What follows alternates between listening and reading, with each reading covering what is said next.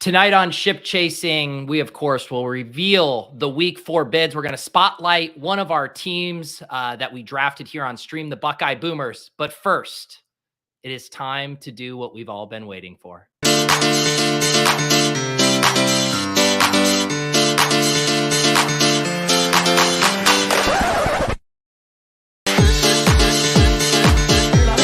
Viska va a romper por fuera. ¡Vamos! ¡Viste! ¡Vamos! A la 15, a la 20, a la 10, a la 5. ¡Métete la Viska! ¡Hasta la vista! ¡Hasta la Viska! ¡Hasta la Viska! ¡Hasta la vista!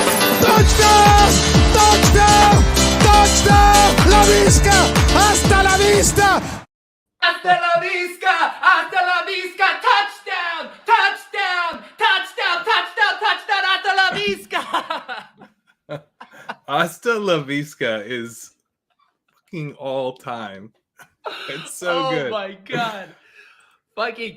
We have waited so long to update that clip, and I knew I was waiting for the perfect moment. I just didn't realize that perfect moment was Viska Chanel on the Panthers with a Spanish radio broadcast on the play-by-play. Yeah, if you had told us that when he was a rookie, we might have been like, oh, this isn't going to go well, is it? Holy shit. Holy shit. Now we have CMC, who looks legitimately questionable for this week. The team is in disarray. And dare I say, the only bright spot right now on the entire Panthers roster is Viska Chanel. I mean, it's like kind of true because DJ Moore has been such an abject disappointment. Like, it's been awful. It's been so bad. I was looking at his price tag this week. I think he's 5,300 on DraftKings. Like, do I just have to devoid? Is he like full Darnell Mooney territory for you, or is there a blow up game within his range of outcomes? I think he's like, you're betting on like 580 and a touchdown, I think, at this point. Yeah. It doesn't seem like you're getting like a true blow up game. Baker's just been so bad. Do you think they should make the switch to Darnold? I mean, from a team perspective, no. Like, I think Baker's better than Darnold, but like from now I forget, was it Gretsch or someone was comparing him to like Winston or one of these guys who just is able to take chances. And I think it's whoever covered the game for us on the Roto World pod. But it's like, yeah, he's going to make mistakes and do dumb stuff. But like, he actually was giving his guys a chance a little bit. Baker just like sucks the life out of the offense. It really is unfortunate that Matt Corral is on IR. Like, say if it was, I don't know, a healthy Sam Howell that was just lurking on this depth chart. I mean, it would be a lot easier to get excited about something. Sam Howell would be a lot of fun. Yeah. It really is a disappointment. And it just seems, I have a hard time, I guess similar to the Broncos right now, I'm having a hard time untangling. Is it Nathaniel Hackett? Is it Russell Wilson? Is it Matt Rule? Is it Baker Mayfield? I'm guessing it's both in both of those situations, but I don't know where to assign the blame proportionally. Yeah, I got myself in trouble last week because I was pointing out some things that the Panthers were doing pretty well. Like, they actually have a pretty high situation neutral pass rate. They're not like going into a complete shell in terms of, just like, they're not the Bears, right? They're not just like desperately trying to hide Baker. And then what else are they doing well? I don't know. They did something else that I was like, this isn't too bad. And then the Orlovsky thing where he like calls them out for tipping all their plays because wherever CMC lines up, it's either an RPO or a run, like based on where he lines up. Yeah. So I'm like, okay, there's probably stuff. There's probably additional bad coaching stuff that I'm not accounting for here in these numbers. And then Rappaport came out with his article that was like, the team's not panicking on Matt Rule. They're in no hurry to make. Clearly, I mean, if they were panicking on Matt Rule, they would have fired him like 2 years ago. Who do you think gets? Am I wrong? Do you think the top three most likely to get fired would be Matt Rule, Nathaniel Hackett, and Cliff Kingsbury? Is there a fourth in there? Well, so like, isn't Rule the guy like going away because Hackett's a first-year coach? Is Hackett going to get fired like in season in his first year? That would be a little crazy. don't you think one head will have to roll and it's probably not going to be Russell Wilson's, like if push comes to shove? Yeah, but they'll give it like they have to be fully eliminated from the playoffs, right? Like they're not going to because it's just going to be some dude that Hackett brought with him that's running things. Yeah. It's not like there's, some like shadow coach they can bring in. I'm just laughing because I just saw this. I was Googling Matt Rule real quickly, and there's this Panthers Wire article, and apparently he had a quote today talking about their matchup with the Cardinals, and the title is Matt Rule calls Cardinals quarterback Kyler Murray a rare player. That's the quote of a man who has been watching Baker Mayfield and Sam Darnold in practice for the past 4 months. Rare player. Oh my God. Yeah. I don't know. I mean, like Salah's probably safe, right? No one like really jumps out. Yeah, I'm aware that Cliff Kingsbury got a new contract, but at some point you got to say to yourself, it's not working. Maybe a sort of a slightly under the radar guy would be Rivera. Yeah. Right. If this kind of just goes south, they are 1-2. Yeah. Well, I'm old enough to remember when John Gruden had a contract that would rival, Scientology level contracts, and he's no longer the coach of the Raiders. So you can't get out from underneath these if you really. You're talking about the Cliff contract? Yeah. I don't know, man. I mean, I think that affects it a little bit, right? He signed. No, it does. It makes it a little less likely, but yeah. Yeah, I feel like Carson Wentz is giving Rivera a little bit of a new lease on life, though, because we've seen he's flashed just enough that they can justify that they got something here. And those wide receivers are going to bail him out, too. He's flashed just enough so far, but they're 1-2. I think the wide receivers are pretty overrated. None of them are doing well from yards per out run perspective. They're all doing well just based on like overall volume. And I don't know. I think they could be one of those teams where we're like, why do we think they might be good again? Because they're like one of the worst 3 teams in the league. Housekeeping note, Ben Gretsch is at parent-teacher conferences tonight. He's going to try to swing by a little later. He was giving us a play-by-play I had such a flashback. I hadn't seen, he sent us a photo of one of his cards that had like, you used to see your parents 10 minutes in your English room, 10 minutes in your science. I hadn't seen one of those in ages. So Ben Gretsch doing yeoman's that gave me work. Flashbacks as well. Yeah. I mean, my God, when you're like sweating your parents, meeting all of your teachers and all that. We don't talk about pickleball on these airwaves here. Have you seen, I mean, I assume Pat, it's probably everywhere. I assume Brooklyn is just overrun with fucking pickleball. Yeah, I was worried I was going to have to tell you I had played pickleball. No, but we couldn't find a fourth. But Brittany bought. Didn't you buy a pickleball set? Yeah, she has a pickleball. Britt bought a pickleball set. Britt bought a pickleball Britt, set. Be less of a cliche, honestly, Britt.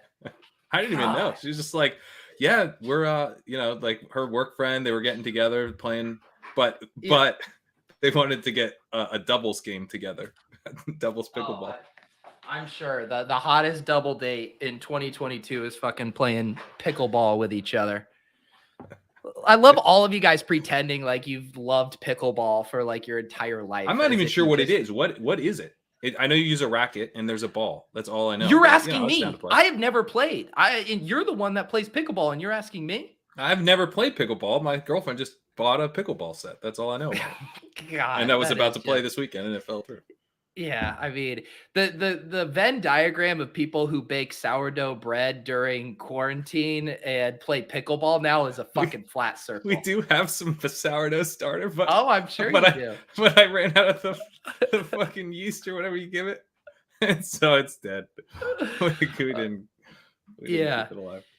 All right. Yeah. I look forward to whatever flavor of the week, individual dual sport, all you hipsters find in about 2 months, once LeBron James pumps and dumps his pickleball investment. Also this, Mike, pickleball's elitist? It doesn't seem elitist at all. You're just playing. Oh, it's completely elitist. You guys are elitist. Going to the park in a sunny Saturday afternoon. Yeah. Because Have you not read from the New York City mayors that you guys are displacing underprivileged youth who just want to play classic games like Foursquare and basketball, and you guys are running over there with your new pickleball set saying, no, get out of the way. We got to ironically play this shitty sport. That's what's happening. What do you even play? I thought you played it on like a tennis court or something.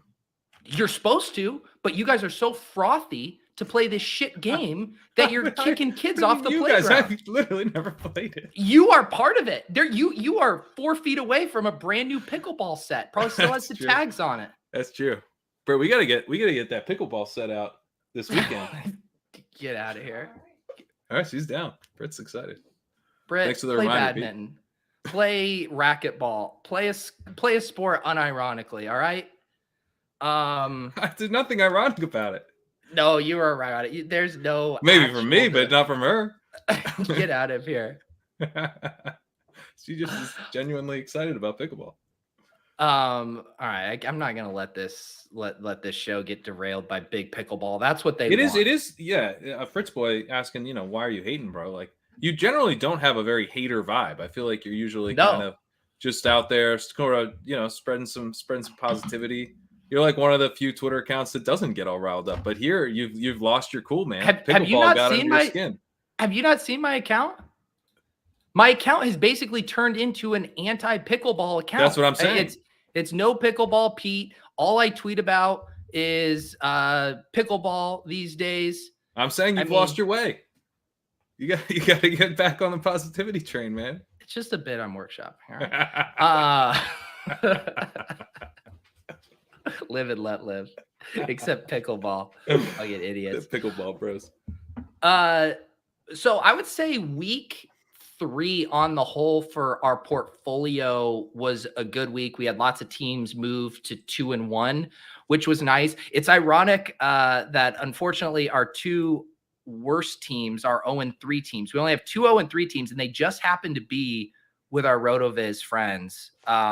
So is there correlation there? I mean, maybe this 0 RB stuff doesn't work because when we draft with Hassad, Blair, and Shad, the teams don't do good.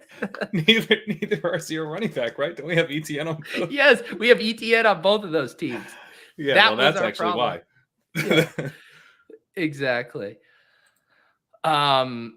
But I would say on a whole, it was a good week for us. And we did have a couple brutal losses where we didn't have Devonta Smith in the lineup, which stings because what was our exposure to Devonta Smith in our pretty high portfolio? Yeah, pretty high because he's like one of those guys that I don't think we loved, but was just mispriced, which is kind of where we were. I think we were like a little higher collectively on Deebo last year, but it was a similar thing where we're mostly just like, this guy shouldn't be going here. Like, I'm not entirely sure how it pays off, but like, this is just too good a bet. I feel like Devonta was somewhat similar. Yeah, looks like I just on my account, and this might include a couple of the best ball drafts and not our main. Actually, let's see. Can I? No, I can drill down on this one for our exposures here. Devonta Smith, 5 main events, so 40% almost, that's a legit number. Now we just got to fucking start him. Is he a guy? Because we still have fringe decisions where it's no knock on Devonta Smith. It's just that we have good wide receivers where he is like that fringe 4th, 5th guy. No, and it's tough because like the first thing we got was him, not having a good game and AJ Brown just absolutely dominating. And so that just sort of sticks in your mind for longer than it should. This game could be really interesting against the Jaguars. Like, they might actually be able to push back. Like the Eagles have just dominated the Vikings and the Commanders the last couple of weeks. Hurts has still gone off in both games, but man, if we got like a legit shootout where the Eagles were pass heavy, it'd be pretty fun. Well, and Chris says, in our G Unit league, he says we're starting him over DJM. That's an easy one.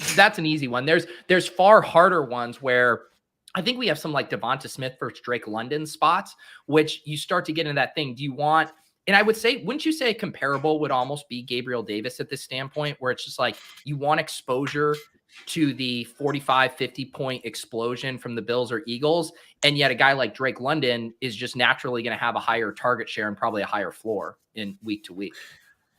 Yeah, I think that's definitely a good comparison. But man, I mean, so far Smith's shown a higher ceiling. I'm not sure he has a higher ceiling, but like, I didn't think that he would have the chance to kind of just like take over as the number one guy if there's too much defensive attention on Brown. He's surprised me. He's been really, really good this year. I think some of your pickleball rackets are laying on your Ethernet cord because your internet looks a little fuzzy right now. Oh, really? It looks good on my end. Okay. Yeah. So it's a good problem to have. Last week we had, Drico and Sam on. We were reviewing that team. Later tonight, we're going to have our Buckeye Boomers friends, Essential, aka Evan and Josh, swing on by. That team's 3-0. But one of the things too, you'll see when we look at this Buckeye Boomers team is even when you think you are loaded at wide receiver, you are not as loaded as at wide receiver. Like that team's 3-0 and we have to start DJ Moore this week. And it just goes to show how quickly how we order these guys and how comfortable we think we are can get blown to pieces by busts, by injuries, by buys. You never have enough wide receivers. You never have enough wide receivers. Sometimes you think you do, you still don't. Okay. And then this isn't directed at anyone specifically on any specific teams, but you never have enough wide receivers. Do you know what I was so confused? I was doing my sweep through our teams and I could swear there were still multiple leagues where Noah Brown was on the waiver wire. And I was like, I thought we did this Noah Brown thing last week. Like, did people not pick up Noah Brown in every league? Because he's not the kind of guy that we're rushing to pick up the way our teams are constructed. And yet I still didn't think he would be available there. Yeah, it's probably a bad sign that he is, right? Yeah. Because like he's the type of guy that, normally is getting scooped up for $120 or whatever. Yeah, people are building differently this year.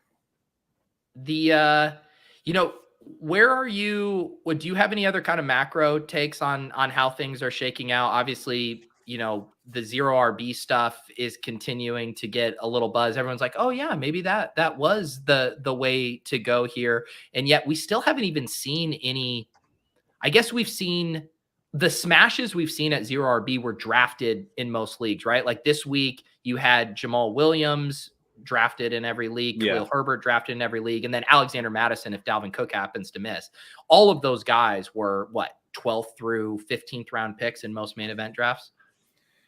Yeah, but I mean they were very much like guys taken as contingent bets, as zero running back type of bets. So I mean we have Jamal Williams. I don't know if we ended up with a ton of Herbert. I feel like we ended up liking him, but what's up?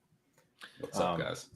Gretch, we do have a question here from Dalton Payades. He says, should I drop Kyle Pitts? Do you want to take this one? Yeah. It's been a tough few weeks, but yes, you should. We got to move on. Yeah, there's been lots of conversations about Kyle Pitts versus Mark Andrews in our private chat with Leone because that was a decision point we had during our 10K draft. And I actually went back and looked that up. It's funny because we were I was definitely pushing for Pitts in the third round of that draft, but we were sort of under the assumption that Andrews wouldn't be there. Some of the other boards we were looking at, neither of them made it to our pick in the third round, and our live conversation, I was like, I hope I wasn't pushing too hard for Pitts. I went back to it. I was like, it's got to be Pitts or Andrews, right? And then Leone was like, let's do Pitts. Gretch, say it. He told me to announce it because he knew that I wanted Pitts really bad. But I was like, at least I wasn't pounding the table for Pitts in the moment. I think Did I not say I should have written it down because I voted Andrews Pat voted Andrews. I was on Pitts with Gretch. I think Leone straight up was on Andrews and then just he was so resigned. He was so resigned. Team Andrews never had a chance. Right. He was so resigned. He was definitely on Andrews when we did our projection. He definitely was. Yeah. He made some. When are we going to learn? What are we going to learn to just let Leone break tiebreakers, guys? Well, he pre-capitulated, though. He pre-capitulated. He was like, because I was like, I'm on Andrews. He's like, what? You're on Andrews? I was like, yes, dude, I'm on Andrews. And then he was like, I thought you guys wanted Pitts. That's adorable. That's honestly adorable. Sometimes Murphy is a piece of shit during this show, but that was adorable. Wow, dude. You got some Murphy takes to get off? Yeah, dude. You know, sometimes he's barking up a storm. You know, maybe these pickleball rackets are actually soothing to Murphy because he seems very low key. Helping him out. Or I'm dying to know what we decided in some of our bids, but I guess we probably don't want to announce all those. I want to ask you guys so bad what we decided. I've missed some of these combos. I've been at a curriculum night for my newly middle school, first year middle school daughter. Yeah, how present were you during those sessions, Ben? Dude, it was so brutal. I was not present. They were just teaching us how to use like the online system and how to look up grades and stuff. And she's like the model student. She's such a good kid. I'm very lucky to have her. But like anything I need to know, I can just ask her and she would show me. And also like they did it as like a mock her day of school. So like we went to each class for 10 minutes and sat in the class and they gave us a PowerPoint and then the bells rang and then we moved to the next class. And like the teachers were not even present. They're just going through the motions of, you know, here's how to use the online system and stuff. One of them didn't get through it. And she's like, if you have any questions, just email me. It's like, this is all information I could get elsewhere. I don't need you to tell me. One of them was the first period one was teaching us how to feed our kid well before school. And like, they were making jokes about us being back in middle school, which is what it felt like. Yeah. I'm sitting there in middle school being taught how to be a parent. And I'm just like, this is miserable. I feel like we could use a back to school night on how to submit bids on the NFC website. I feel like I could go through multiple classes. Did anyone check that those actually got put in? I think Leone did. Leone sent a screenshot. Leone keeps us on the straight and narrow. There you go. But yeah, Gretch, are you a mini celebrity here around the school? No, I don't get anyone. I've had like a couple people in my life recognize me in person. A guy working at a golf course one time when my father-in-law was there, and he was really impressed. So that was cool. He was like, "Wait, you're the Ben Gretch from CBS?" I was like, "Yeah, you caught me." There you go. I was so devastated. It was last Saturday night. Our new neighbors here invited us over to have drinks. They're similar age as us. And this guy's a general contractor. He's like self-taught, super handy, just does all this stuff. And I was just like, I really hope he thinks like fantasy and stuff is cool. Cause when he like asks it, and he just like had no interest whatsoever in fantasy. And then I was like, fuck, now I really seem like an idiot, you know, where it's like, I'm already feeling so emasculated by this guy who could just like whip up anything he wants. And I was like, the only thing I could hang my hat on was if he thought fantasy football was cool, and he did not. So I was dusted from the start. Wow, Henry, good Lord, the NFFC is by far the easiest site to do. Why are you yelling if you use the watch list? Henry, fix your keyboard. Yeah. Henry, fix your gap fix your tone. That's what I was going to Fix say. your tone, dude. Oh, my goodness. Yeah, it was a tough scene. What would you say you do all day? That's always like a really tough conversation. We were able to relate because he was doing some like marketing for his contracting on like Instagram. So I was able to talk about like fucking social media algorithms. That was all I could contribute to his general contractor conversation. All right, Gretch, we were going through some of our teams. We were talking about Devonta Smith breakout. Yeah. Let's see. Exciting. We were talking about how our Rotoviz teams aren't doing good. They both have Travis Etienne on them. Are we going to see an Etienne Robinson flippening? I think we will at some point again. We haven't yet. I thought it was interesting looking into the next gen stats a little bit this week for stealing signals, just to kind of get a feel for some of the 3-week, efficiency metrics and things like that. I was looking at some of the running back stuff. They have the rushing yards over expected model that was part of the Big Data Bowl a couple years ago, which is apparently a really good model. I remember reading about it after the Big Data Bowl. I like that stat a lot. They have it on next gen stats now, which is really cool. One of the ways they look at that is a percentage of rushes that went for positive expected yards, like relative to what was blocked and the distance between the runner and the closest defender and all of those things. Like success rate, basically. Basically success rate, but more advanced, obviously, right? Because it's an actual model of expected rushing yards based on the blocking and all of that. James Robinson pretty low in that. He has long touchdowns over the last couple of weeks. Obviously, the one this past week, incredibly well blocked. I mean, great story. It's been fantastic to watch him. He's had the couple long runs. He's definitely a running back who does what you need out of him. And he's maybe not a guy who you think of as even an explosive play guy. So he's getting these explosive plays. That's great. But like, I think it's 25% of his runs he's gotten positive yards over expected. Like, he's not actually on a down-to-down basis performing extremely well. I pulled it up. 26, and the only 3 running backs behind him are Clyde Edwards-Helaire, Joe Mixon, he's the 25, and Najee Harris. I think Najee I like Harris. this stat. It's a good stat. The stat I like. Great stat. It made me feel real good to look at this stat. Yeah. I use the rush yards over expected per attempt a lot, but maybe I think they added the success rate this year, didn't they? I think that's new. I don't know. Well, it's always good to check our biases too, because I noticed JJ in his 15 transactions had James Robinson as a sell high. Dwayne in his utilization report had James Robinson as a sell high. So I was like, I don't think we're just being, irrationally biased against James Robinson's usage. He was wildly outperforming his expected points. Yeah, I mean, the long runs are going to do that. I guess I think even beyond that, because I think the explosive plays a lot of times can actually be misleading from a sell high standpoint, because it's like, yeah, he's outperforming expected points, but a lot of times it can lead to more opportunity or a better role or whatever. In this case, I think some of the success rate, I think, is like when you peel back the coverage, it's not just that he's outperforming, it's also that it's wildly just on those plays. There's not a lot else going on the other plays. I think over the long haul, ETN has a pretty good shot to work his way back in front of Robinson. And the other thing, wouldn't you say game scripts are breaking really well right now for James Robinson? I mean, the Jags look like one of the best teams in football, top 5 in both offensive and defensive DVOA. That's going to lend itself to more, I think, James Robinson scripts, which maybe you could spin as, hey, they're going to keep that up. But I guess they haven't found themselves in too many, like, we got to, check down to ETN from behind scenarios. They've also played the Commanders, the Colts, and then, this really banged up Chargers team that lost Joey Bosa during the game.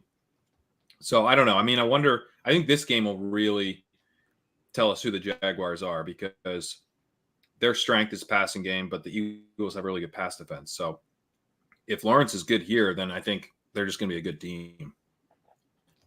Yeah. Gretch, are there any other kind of new trends or things that surprised you from week 3 that was maybe different than what we saw the first couple of weeks as we still build up a sample size here? How much time do you got? I mean, this show we can go till midnight. So I'm like no.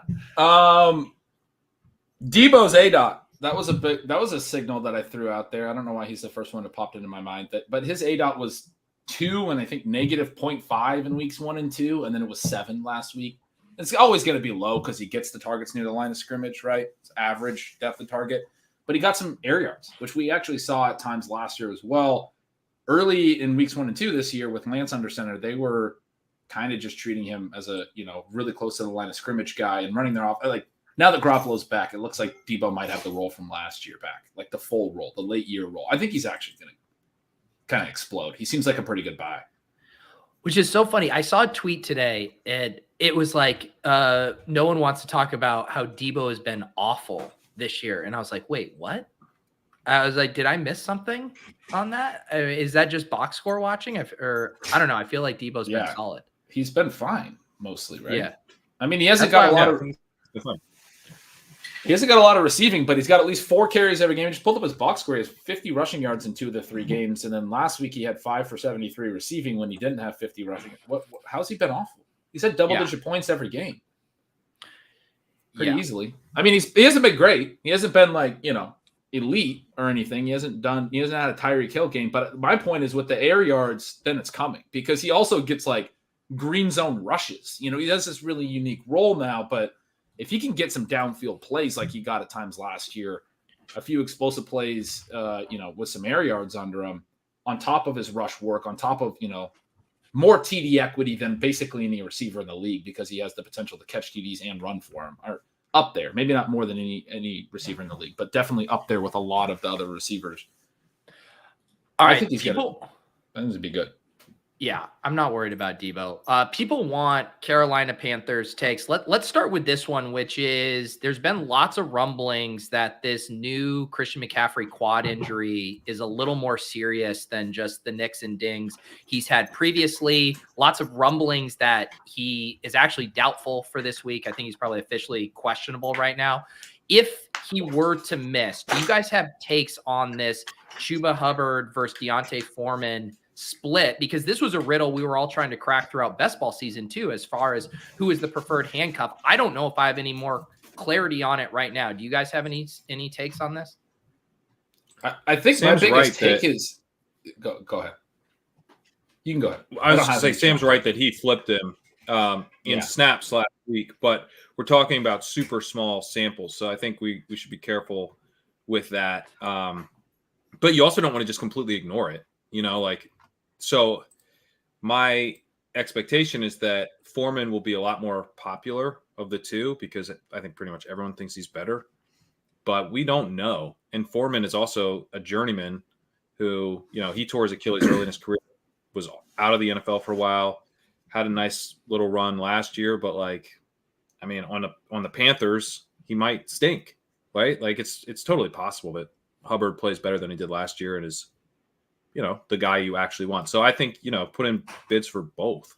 And I think but low bids, fairly similar prices, low bids, definitely low bids. But I think, that was my big take was, they're not even using Christian McCaffrey in ways to get him high value touches. Yeah. He's a high value touch god, and they're not even getting him any. So you're talking they're running him into the line 25 times a game. It is so frustrating that he's banged up now too, because they gave him 25 rush attempts and 2 receptions last week. They are not running him on those option routes that they were even last year when Joe Brady was a coordinator. What the fuck are they doing? We already have injury concerns with this guy. Why are they treating him like Derrick Henry? Whatever. But why are the Titans treating Derrick Henry like Derrick Henry? That's another fair, but at least he's 240 pounds. Christian McCaffrey's 205, right? We always talk about that, Pat. When we talk about the younger backs, you're but McCaffrey is one of the guys that's been able to handle, being a smaller back, Aaron Jones. But he's small. He's on the small side for a lead back. You treat him as, an Austin Eckler, how they use Eckler. Mostly in the passing game, get him 8 to 10 carries or whatever. That's the way you would use Christian McCaffrey if you had half a brain. And the testament to Christian McCaffrey. Well, there's no template for doing it, Penn. No, there's no template to follow with Christian McCaffrey. Wouldn't have any idea how to do it. The testament to McCaffrey is even with that, he has run crazy efficiently so far this year. He's been at almost 5 yards a carry. He's run for 100 yards 2 games in a row. And it's in a very, boring offense. They don't have any threat to pass. They don't actually have a particularly good blocking scheme, but he's just really good. He also had a long run callback by penalty last week. This guy's actually, just a really good runner, even in a bad offense. But that's another part of the problem with Foreman and Hubbard is even if, I think Foreman's the better runner, probably a better fit for how bad this offense is to actually do something if McCaffrey's out. Yeah. But they're both going to struggle because they're not Christian McCaffrey. They're going to be used suboptimally in a bad offense. They're going to split it, and they're both not that good. As good as him. What was the little epiphany I had when you guys were talking about that is normally I think if you think it's a coin flip, you gravitate toward the guy who's going to catch passes, which it seems like based on Chuba Hubbard passing him in snaps, Chuba Hubbard in the preseason was getting more third downs. But like you said, this offense does not fucking care about high value touches. Right. They're going to slam a guy down the middle, which is going to be Deontay Foreman. Just talking that out makes me think that I would rather have Foreman the way. But you're going to get 15 carries for 50 yards, and you're hoping to get a TD out of him. And then Hubbard, you're going to get 3 catches and 4 carries. And I think they're both going to score 6 or 8 points. That's what's going to happen. But that's the same thing. At best, you're hoping for, from a Craig Reynolds. I'm just saying it's tough out there in these running back streets. That's usable. That's usable. It is usable. It is.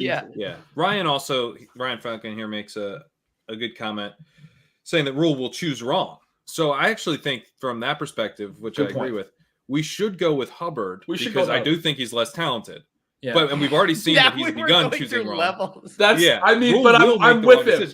What are the odds that Rule does it right? It's probably so low that it's going to be Hubbard 15 carries into the line for. This is like Princess Bride 50%. level logic of like he should use Hubbard in the passing game, but I won't. So he'll use Deontay Fuller. But Deontay Fuller's better, so he will use Hubbard. God, I actually think I'm sold that it's Hubbard. This has get legs. him cheaper. This has legs. What if the answer is actually LaVisca? Actually, Gretch missed the Viska. We have to show Gretch. Gretch missed this. Let's play it again. Gretch. La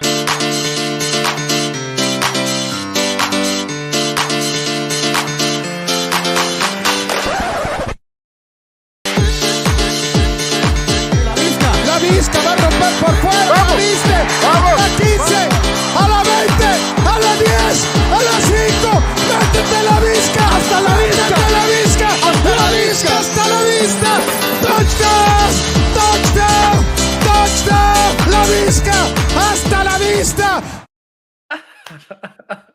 That's so good. So good. That's so good. The beautiful thing like about the first Viska clip is it never dragged. Like it just moved along at a good clip. And this edit, and shout out to my guy Zedon for helping with this. The Spanish radio call, I swear to God, I could listen to 2 minutes straight of it and not get bored. It just, the pacing is immaculate.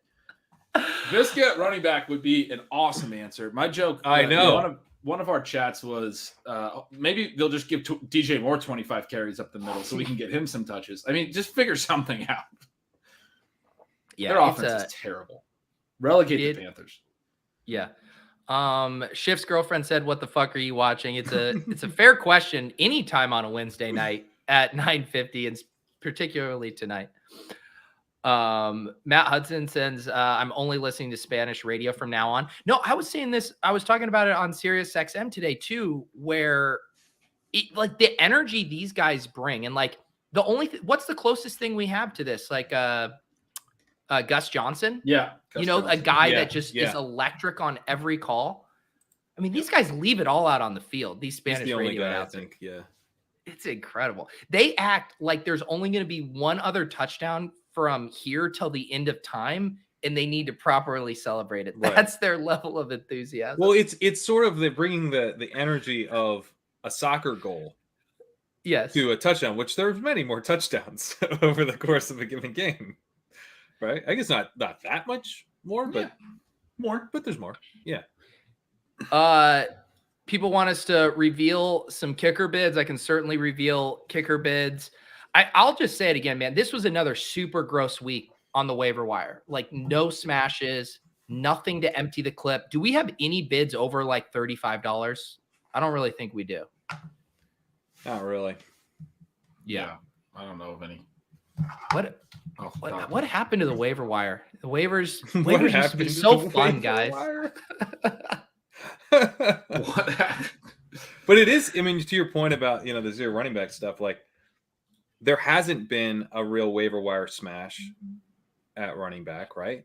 Am I already forgetting someone? I don't think there has. So, you're kind of like, we're kind of in a sense playing one-handed here. We're with one hand tied behind our back. If you were weak at running back going in, you're probably still weak at running back. Like on some of our stronger teams, we're still starting like Devin Singletary and Melvin Gordon and Rashad Penny. So, I don't know. I think like zero running backs done very well to start the year, but it's all just based on the strong wide receiver firepower. Once we actually get some running backs popping up, which we will. Yeah. I have seen a couple questions. So on some fringe guys that shouldn't be available in leagues. I don't know if you're talking about FFPC. What would you bid on George Pickens? I mean, I'd be in 25 to 30% FAAB. Does that sound right to you guys? This is what the waiver wire is. It's guys that shouldn't probably have been dropped yet. And there's a couple. I don't think I'd be quite that high. Yeah, I don't know. If I'd be more like between 100 and 200, depending on your team needs. Yeah, I was doing percentages because I don't know what. I was thinking 20%. It really depends on. I'm assuming he's talking about FFPC. You were saying percentages because you don't know what the league is. What for? Yeah. Yeah.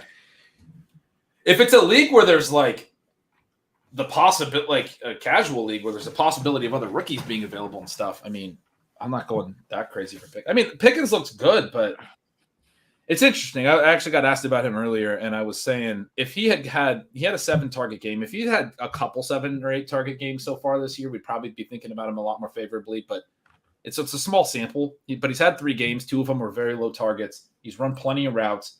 He's in a bad passing offense with a lot of competition. Deontay Johnson. Yeah, does Pickens look good? I know he had that incredible catch, but like from a fantasy profile perspective, does he actually look good? Because I think he looks bad. I think his fantasy profile looks bad. The only other thing I would say, just from like a macro perspective, is we're also getting incredibly spoiled by these rookie breakouts. We're getting like fucking 2 a week right now. And on a typical year, we more have guys like Pickens where you can still tell yourself a story where Pickens is a smash weeks 15 through 17. Like I can tell both of you that, and neither of you would think that was a crazy scenario. No, I think that's the way to play it. And I also think like, but you want to, I think if he's out there, you want to bid on him at a price where if you need to throw him back later, you can. Mm-hmm.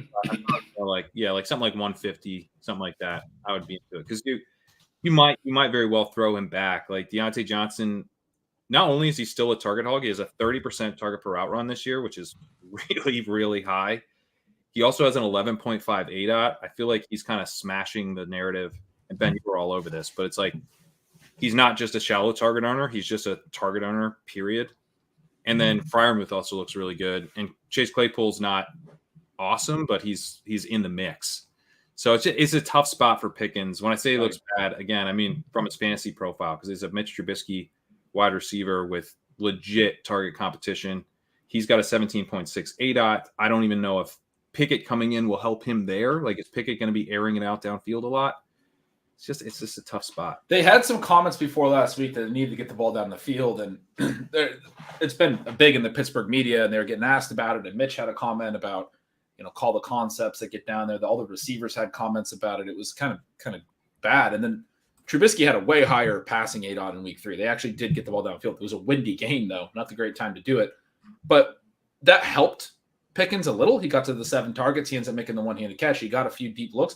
But they also went downfield to Deontay a couple times. They went downfield. I mean, it wasn't like it was just gonna, a George Pickens explosion situation when they started throwing a bunch.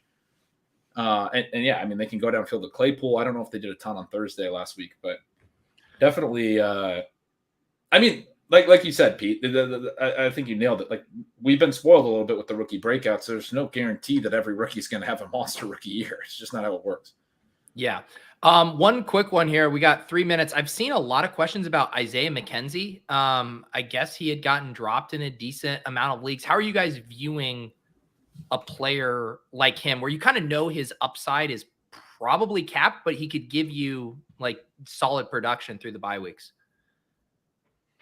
I view it almost a little differently. Like, in a lot of our teams, we don't really want to be starting Isaiah McKenzie right now because he's only running a little more than half the routes. Yeah.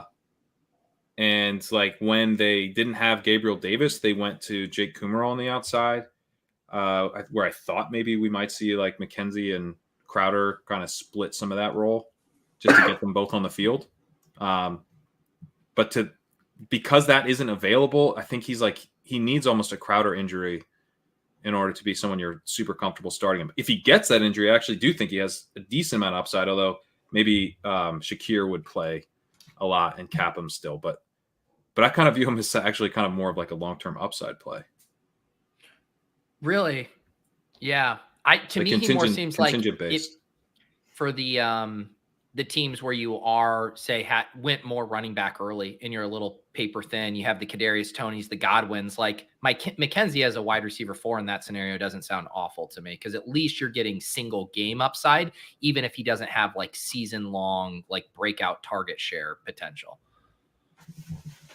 I'm trying to think any other of the big decision points on the waiver wire this week here. This was one from last week too. People, what would you bid on Mitchell? Dropped in FFPC, Eli Mitchell, because we had that pop up a little bit. I think we cooled week. off. I think we came to like around 200 or something, and then we were outbid in the one league we had him on. We had him available in. I think Shelly outbid us. Some of these ones are like very dependent on your team needs. Thoughts on Rondell's FAAB value. It sounds like he's going to play this week. You know, a lot of our teams, he wouldn't be starting for us. He feels to me very similar to the McKenzie conversation. That underselling him? I think it's underselling him a little bit just because Dortch has feasted. Now, it could create a situation where Rondell just busts because maybe they stick with Dortch, which it's a kind of a rule situation. Like, what should he do? He should play Rondell. What will he do? He's going to play Dortch. So I think, but I would be up over 100 for Rondell. I would definitely be over 100 for Rondell. Yeah. People are talking about Dobbs. I would go big on Dobbs. Did we do a Dobbs victory lap yet? You got to go big on Dobbs. Gretch, look like Devontae Adams. Gretch, shout out to Gretch, pounding the table for Dobbs. No, I mean, we would still rather have Dawson Knox, but I forgot about that. Oh, we were joking about that in Vegas a lot. I have not thought about that since Vegas. Oh wow. Yeah, that's looking bad, Pat. That's looking pretty bad. I felt like in Vegas, I realized it was going to look bad. Yeah, like it's one of those things where I was like, I'm already.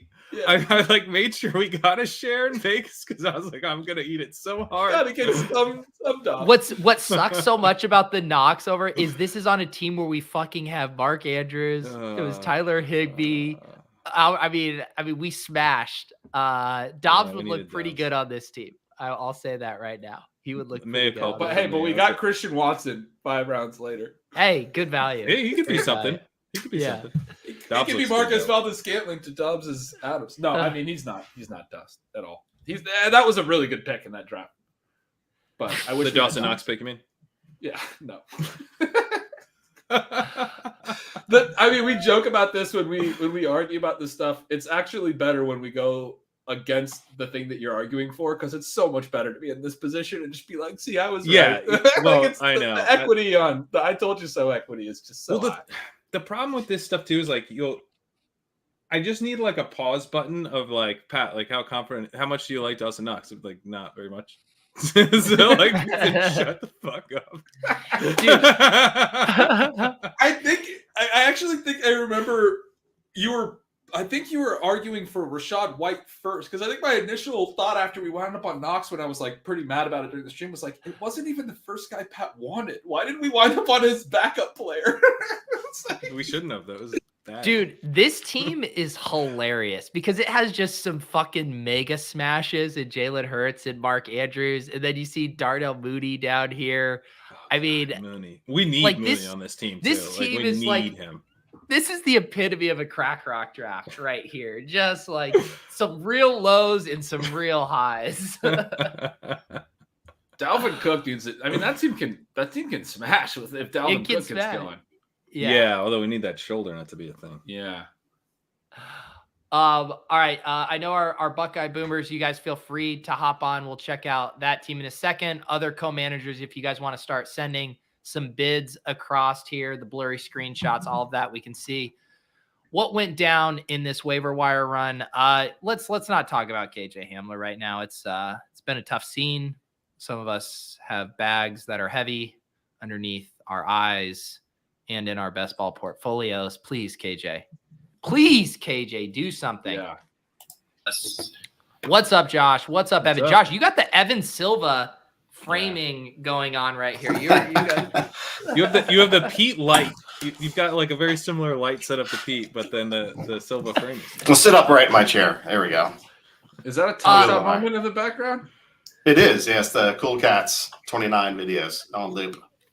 I actually just checked the valuation of that Cool Cat set after last night's Club Top Shot. We're not looking too hot, Josh. We're not looking too hot. Listen, this is why you had to sell last August and still get the videos. Some of us locked up those moments, not really understanding what locking meant. So there's that. Let's talk about our Buckeye Boomers team. We ran it back with you guys again this year, off to a pretty fast start here, 3-0. Evan, how are we feeling about this team? Oh, I feel fantastic about this team right now. You have the number one overall scoring player in fantasy, Lamar Jackson, and then you have the 101 if you redrafted today in Cooper Kupp. And then you got, Gerald Everett, a good cranky purple hit for us, and then some solid 0 RB players that we can fill in every week. So I feel pretty good about this team. DJ Moore is going to eventually be good. And T. Higgins, Can we ceremoniously put him on our bench right now? For who? For who? Who? That's the problem. I don't fucking care. There is Tony. There is Tony. I did That do should it do for it. you, Gretch. Just Good to Lord. really light a fire under his ass. Yeah, this team is fun, and knowing that we do hopefully have Godwin, I believe, was limited in practice today, so we're getting pretty close to getting Godwin back. I think, which will really help. Huge help. Yeah, we could really use a fourth receiver. Well, this is the thing. I mean, this is a 0 RB team where we punted tight end, and we still feel weak at wide receiver. Yeah, will you pull up the draft board? That's really interesting. Yeah, this was a super efficient draft, because when we got out of this draft and our recap, we talked about how strong we felt about our 6 receivers. And here we are with, panicking with DJ's, production so far. But this was a team where we did stop at 6, and we didn't. We just took a bunch of tight ends and running backs late, right? If you scroll all the way down, did we take another receiver? Or no other receiver after the 7th round. Wow. No, we just kept cranking purple. Yeah. In the top tier rookie receivers were wiped out, at 902. So we kept cranking running backs. Yeah. That's maybe the highest I saw Wilson. I mean, Wilson didn't go into the 8th round really at all. 902 is real high. The rookie wide receivers went, but we got all those, Singletary, White, Henderson, Gordon, those guys back to back to back to back. Right. That we can start filling in. So basically, it was a trade-off: the rookie wide receivers or those plug and play 0 RB candidates. But it is crazy. I mean, you would ask any other person, they say, you take 6 wide receivers through 7 rounds. You are loaded, man. There's no way you wouldn't be smashing. And it's like, okay, well, one guy we knew would be coming back from suspension.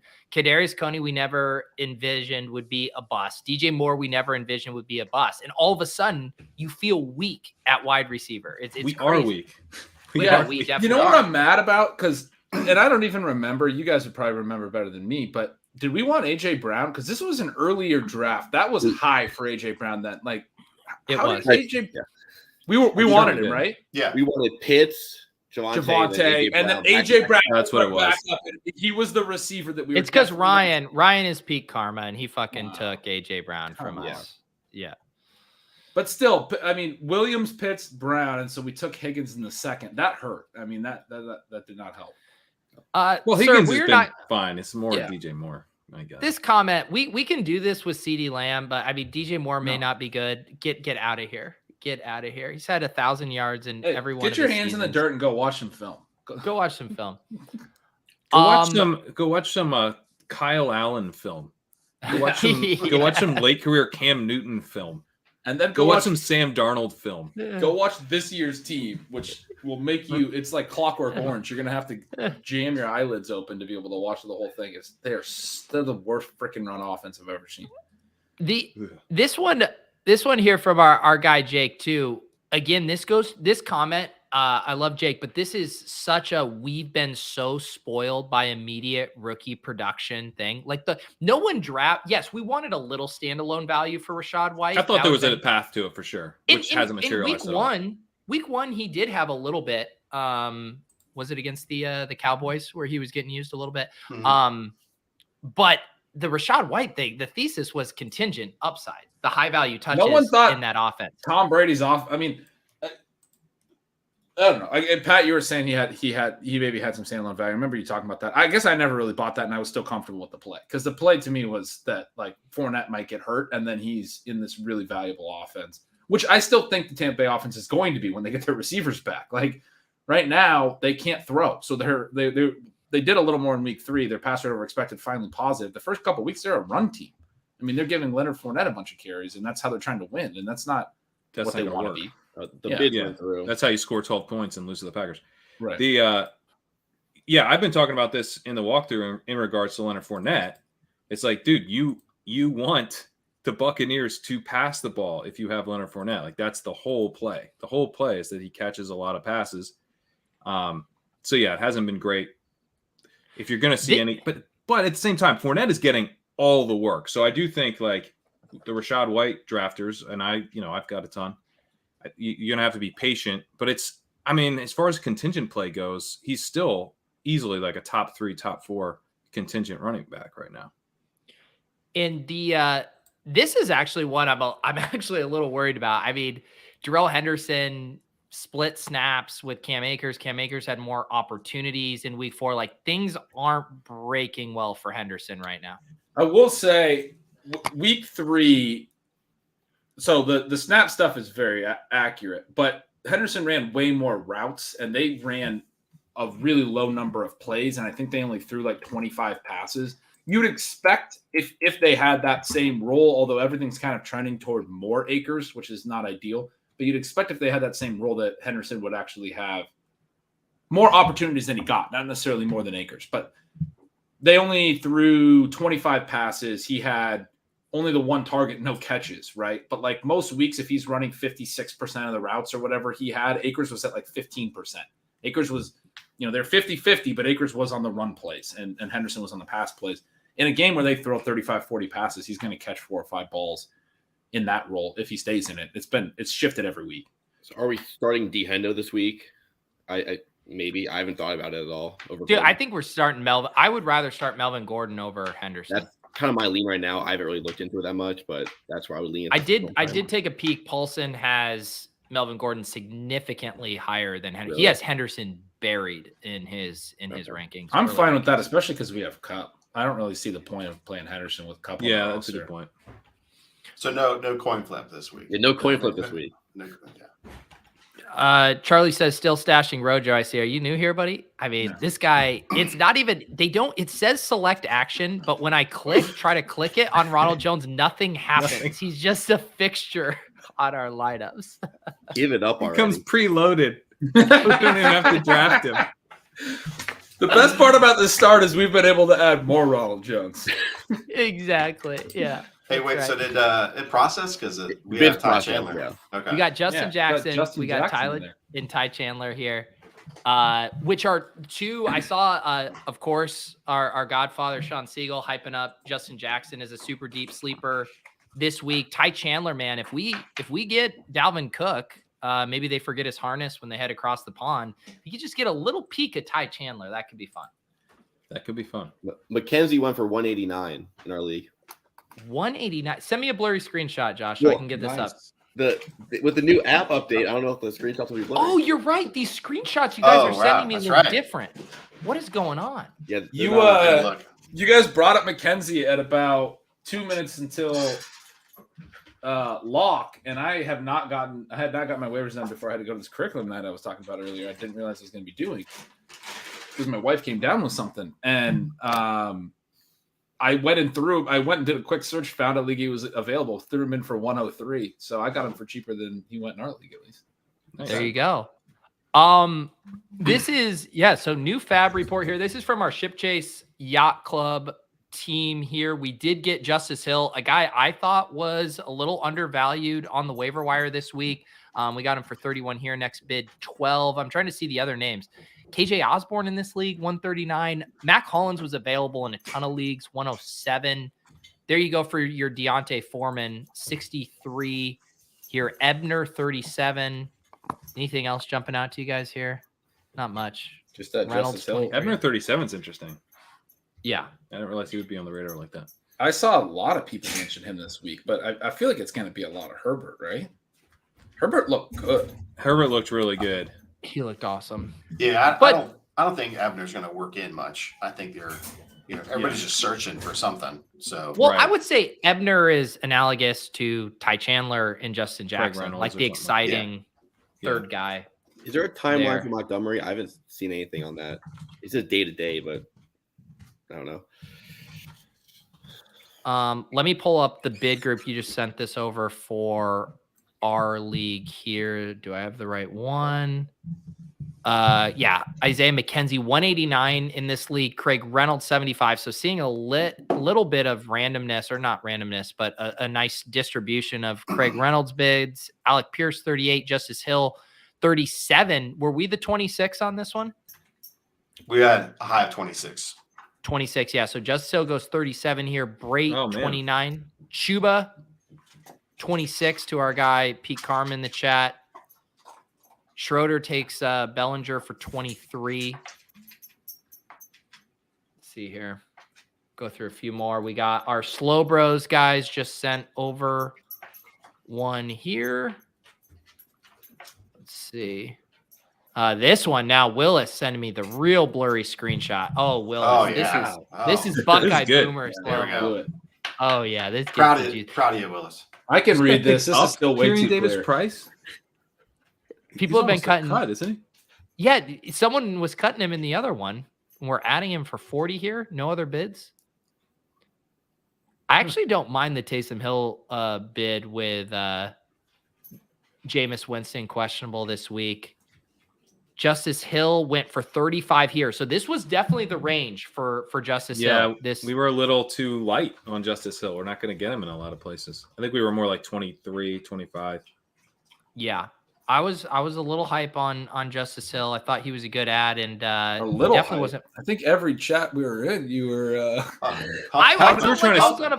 was on a fucking island. I mean, I was arguing with Josh about Justice Hill. You were showing up to a conversation that hadn't started and saying, "I'm pounding the table for Justice Hill right now." It's I like, apparently all right, didn't pound it hard enough.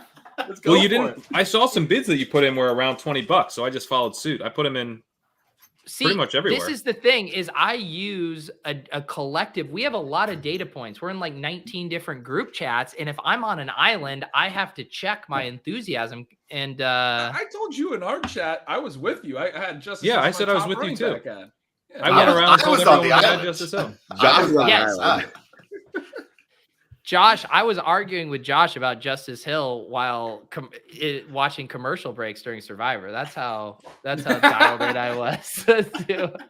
And I was really trying to go after McKenzie in our league because of our receivers.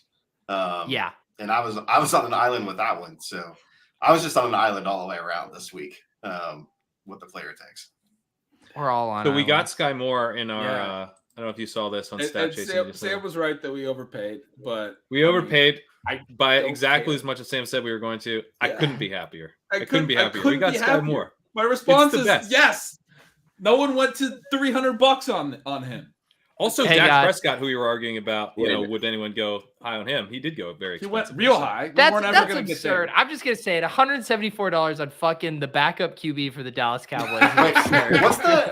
what's the conversion on this? This isn't I was dollars. thinking the same Yeah, thing. what? Wait, what's the conversion here? What? Are those Dude, euros? Euros? Dricko is back visiting his family in the homeland of Ireland, and apparently And the his Euros. fab turned to Dricko, euros. do we get like a couple extra fab because it's euro? How does this Yeah. work? What's Are the those pounds conversion or rate? euros? Yeah, on these tell, bids? tell Sam we didn't overbid by 100. We overbid by some Yeah. number of euros.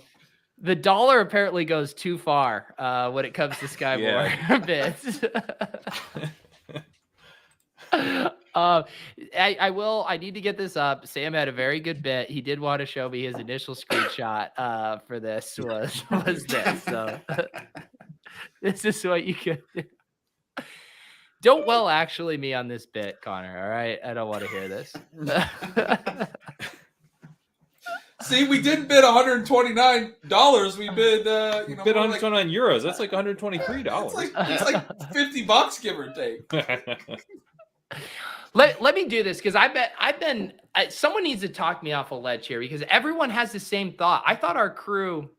Here's my thing on J.K. Dobbins. First of all, just winding back the clock, we got lots of indications from the team that he was having an awesome training camp. Then we have him come out this week. He averaged 10 yards per carry. Kenyon Drake's inactive. Mike Davis doesn't get any touches.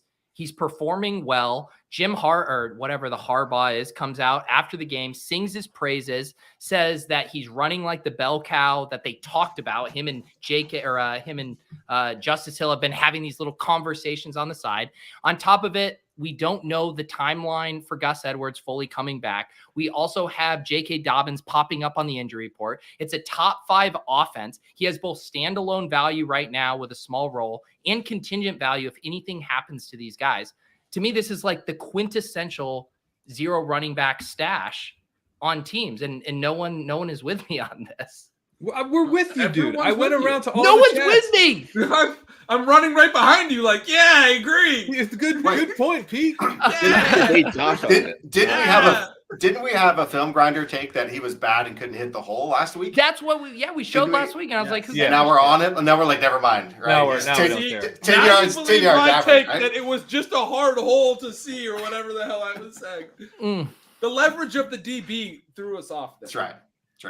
I think the better point is the people we're adding on the waiver wire is like total zeros anyway. So like you might as well make a good bet like this. It's not a great bet, but like it's better than like some of these other bets we're making. Well, and I think the best point you make is that he's gonna have standalone value. Like I don't think people realize he just won the number 2 job. Like Dobbins could continue to gain a little bit more work, but he's probably no time soon going to be in like an 80% snap share role. I think I do think that's possible at some point, which one of the things you said, Pete, was that in one of our chats today was that probably wasn't going to happen at all. I think it's possible Dobbins is like the guy if he's just like continues to look good and is healthy all throughout the year.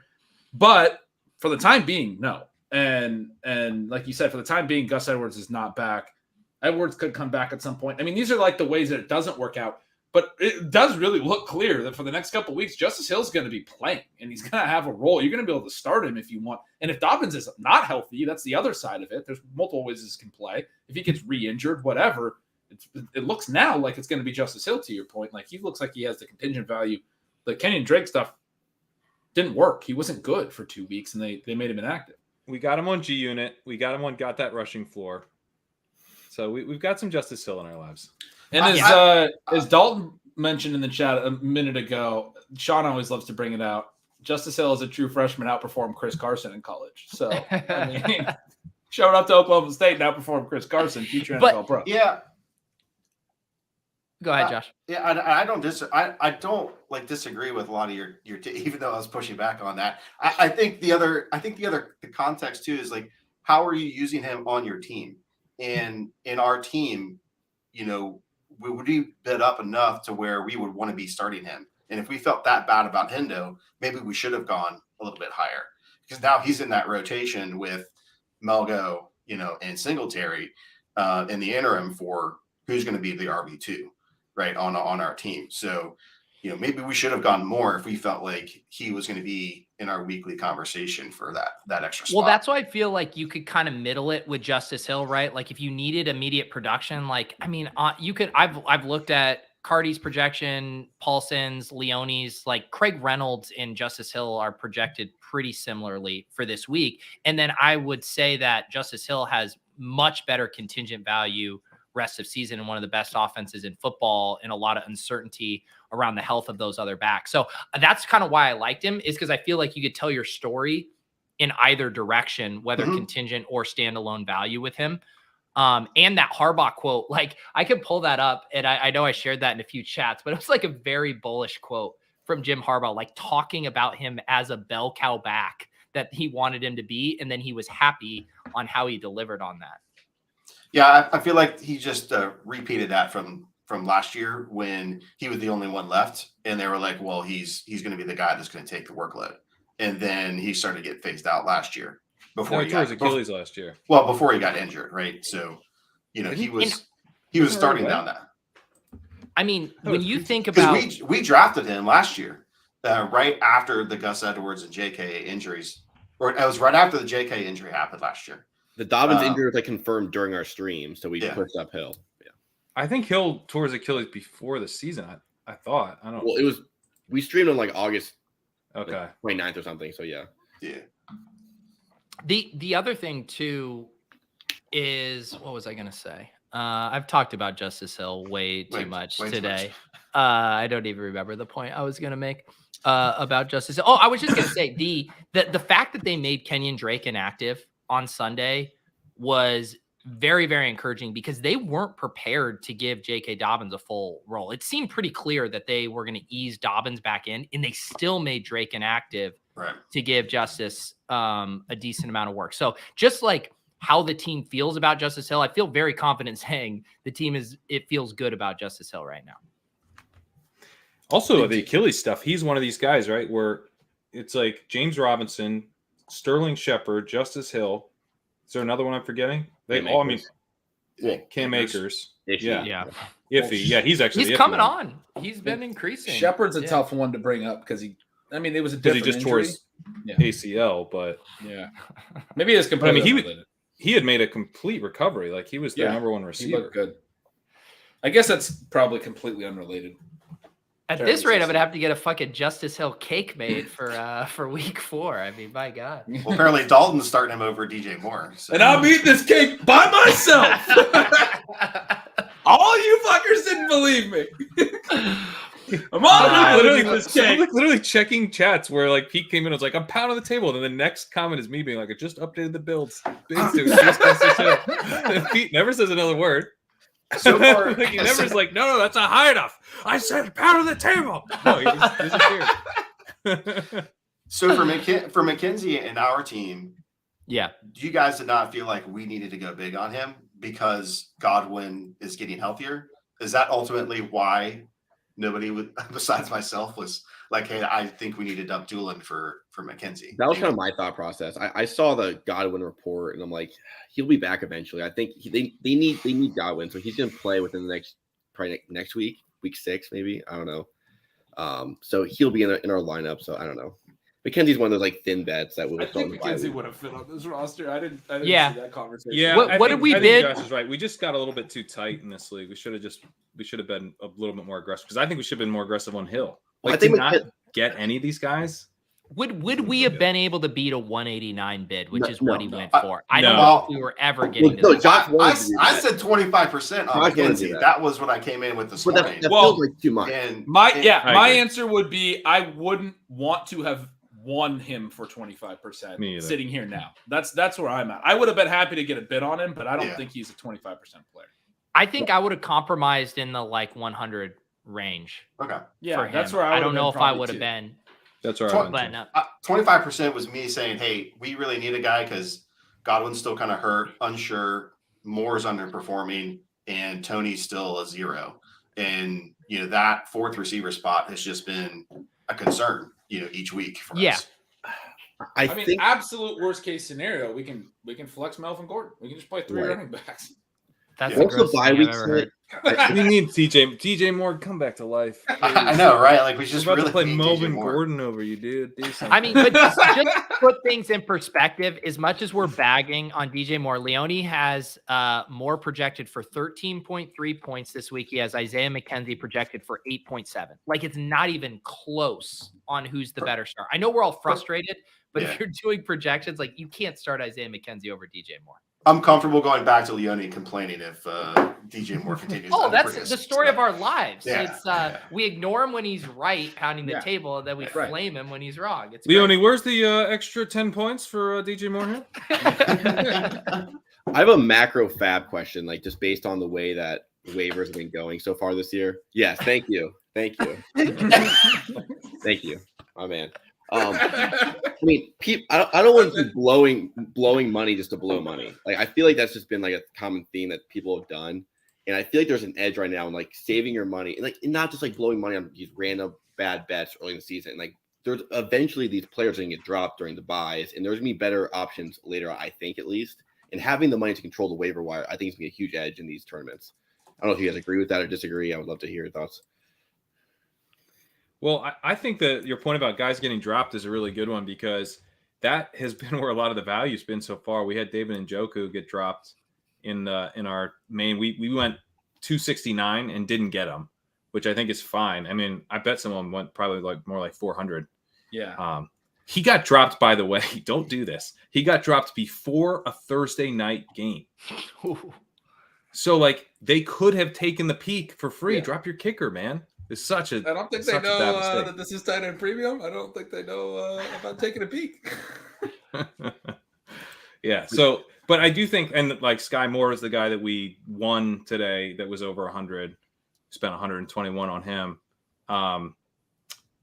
And yeah, obviously he had been someone who was dropped. So I don't know. Like, I guess I'm starting to get a little bit nervous that there won't be like some out of nowhere running back who emerges as a mega bid. But I do think we're going to continue to see guys who get dropped who shouldn't.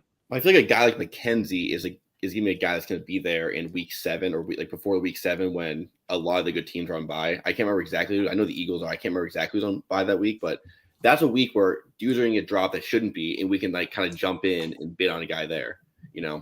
So like instead of like blowing our money now when it's probably not necessary. Kevin mentioned Dobbs got added in 5 leagues for an average of $519. Oh man, I just wish I could have spent half my budget on Romeo Dobbs. Me too. I want to be prepared for opportunities like that when they come up. It's going to happen eventually in our league. Good point. Yeah, and I do think that's the tough thing too, because we've been having this conversation for our stat chasing league around the Sky Moore bid, and basically what is the opportunity cost of not having that money in the holster? And it's like two things, right? Where anybody you add to your team now is worth more than someone you add next week or the following week, what they can do for your team. On the other hand, if you do have a strict positional need, you want as much powder on hand to pounce on that. And I guess it is also ultimately league specific. What are your league mates' needs? How much money do they have? Are you going to be able to bully them off of, say, an obvious bid? If we have an Eli Mitchell of 2022 pop up on the waiver wire at this point, do you have enough money to actually win them? And it's not an easy calculus to make. You got to look at it on a league by league basis. But can an Eli Mitchell emerge in the sense of like Eli Mitchell in the first game that the 49ers played was their guy? Like he was a guy the team was committed to that we didn't know they were committed to. And those types of situations, because Mostert got hurt right away. I mean, right. But he was playing over Trey Sermon right away, right? Wasn't Trey Sermon a healthy scratch? Mm-hmm. Yeah, Mostert got hurt on like the second snap, and then Elijah Mitchell got like 20 plus carries. Like he was just like the guy. So that type of stuff like is over now. Like there's not going to be some like, oh, I didn't know the team loved this guy. Like that almost can't happen. Now it's mostly just injury contingency stuff. And maybe there probably is some really talented guy out there that, isn't highly rostered that will emerge over the course of the season, but it's going to be a little bit more random. Like it might be in week 9 or something. This commentary on FAAB, I wrote a really long intro for part 2 of Stealing Signals this week about FAAB strategy. I got going with it a little bit and was meandering through a lot of different thoughts. I didn't think it was that long. And somebody joked on Twitter that it was a 4,000 word intro. And so while we're talking about it, for some reason, I decided that I would go check because I never did go check. It was 3,300 words on FAAB. As an introduction. What the fuck? You said something at one point, you just stopped and you're like, well, I'm pretty sure I covered everything, although it probably wasn't that well organized. But anyway, and then you made a bunch more points. I enjoyed it. But it was good. I'm sorry. I'm going to be honest. It was good. No, it was a very good article. You mentioned you liked it. I did. I liked it a lot. I need you to work in more fast food, Taco Bell-esque anecdotes to your intros. That's what I need. I need your full order. I need it all. Chalupa Supreme, no sour cream, add nacho cheese. You guys remember when they had the nacho cheese chalupa back in the day? You gotta add nacho cheese. I'm not a sour cream guy. You replace the sour cream with the nacho cheese, you get the nacho cheese chalupa. That's how it's done. That sounds pretty when good. The night, it was a couple months ago when I think I've mentioned it on streams, when my clutch on my Toyota Corolla gave out on the middle of the highway and I had like a legit near-death experience, and Lauren came and picked me up, and I ditched my car at some auto body shop in the middle of nowhere.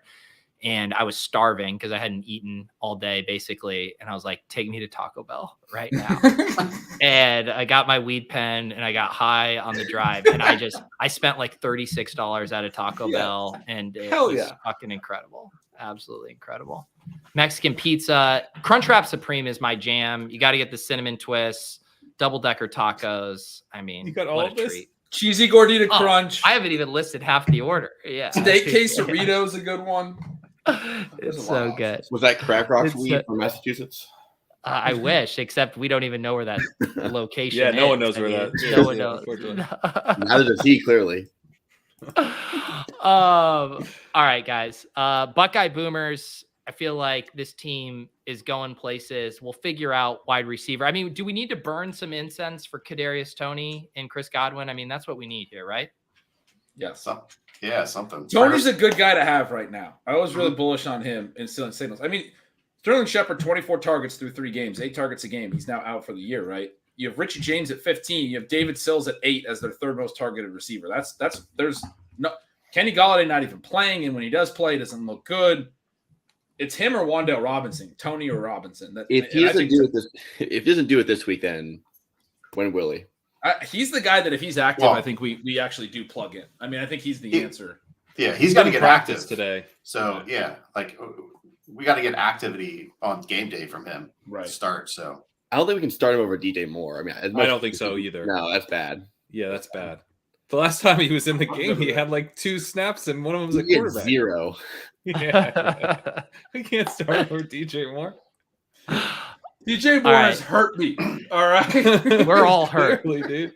We're all healed. I mean, I thought I was a DJ Moore bear right now, and now I'm like, what? Tony isn't practicing with a hamstring injury. And for the record, it's not DJ Moore's fault. None of this is your fault, DJ Moore. You're my guy. No, it's not you. It's me. All right.